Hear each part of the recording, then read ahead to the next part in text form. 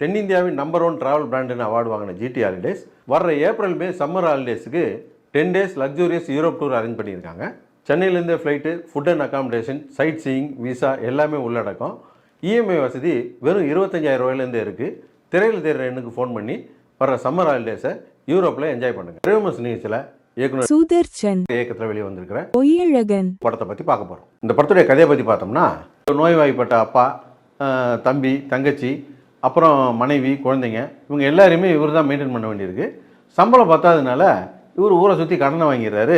படத்துடைய மைய கதாபாத்திரம் எதை நினைக்கிறானோ அதையே படம் பார்க்குற ஆடியன்ஸும் நினைக்கணும்.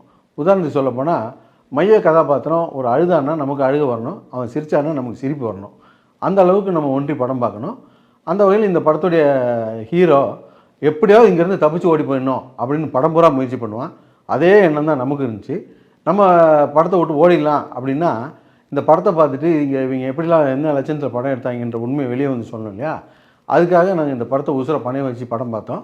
அந்த வகையில் இந்த டைரக்டர் வெற்றி பெற்றுட்டார் அப்படின்னே சொல்லலாம். இந்த படத்தில் திரைக்கதை அமைக்காமல் விட்டது தான் மிகப்பெரிய பலவீனமே. படத்தில் நிறைய ஆர்டிஸ்ட் நடிச்சிருக்காங்க.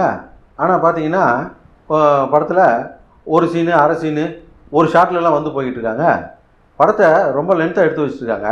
நாங்களும் இந்த விமர்சனம் பண்ண ஆரம்பித்த காலத்துலேருந்து ஒரு படத்தை நம்ம ரசித்து பார்க்கணும் அப்படின்னு சொன்னால், அந்த படத்தில் வரக்கூடிய பிரச்சனை ஸ்ட்ராங்காக இருக்கணும், அல்லது அந்த படத்தில் வரக்கூடிய வில்லன் கேரக்டர் ஸ்ட்ராங்காக இருக்கணும்.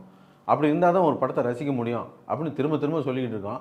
செவடங்காதில் ஊதுன சங்கு மாதிரி ஆகிப்போச்சே தவிர இதை சொல்லாமலும் நம்ம இருக்க முடியல. இந்த படத்தை நீங்கள் முழுமையாக பார்க்குறதுக்குள்ளே இந்த படத்துலேருந்து ஏதாவது ஒரு சீன் தெரிஞ்சால் கூட இந்த படத்தில் இருக்க த்ரில்லிங்கும் சஸ்பென்ஸையும் நீங்கள் வந்து முழுமையாக அனுபவிக்க முடியாது. அந்த அளவுக்கு படத்தில் வரக்கூடிய ஒரு சீனுமே ரொம்ப முக்கியமான சீனாக இருக்கும். ஃபஸ்ட் ஹாஃபில் வரக்கூடிய ஒரு சீனுடைய தொடர்ச்சி செகண்ட் ஹாஃப்லேயும், செகண்ட் ஹாஃபில் வரக்கூடிய ஒரு சீனுடைய லிங்க்கு ஃபஸ்ட் ஹாஃப்லேயே கொடுத்துருப்பாரு.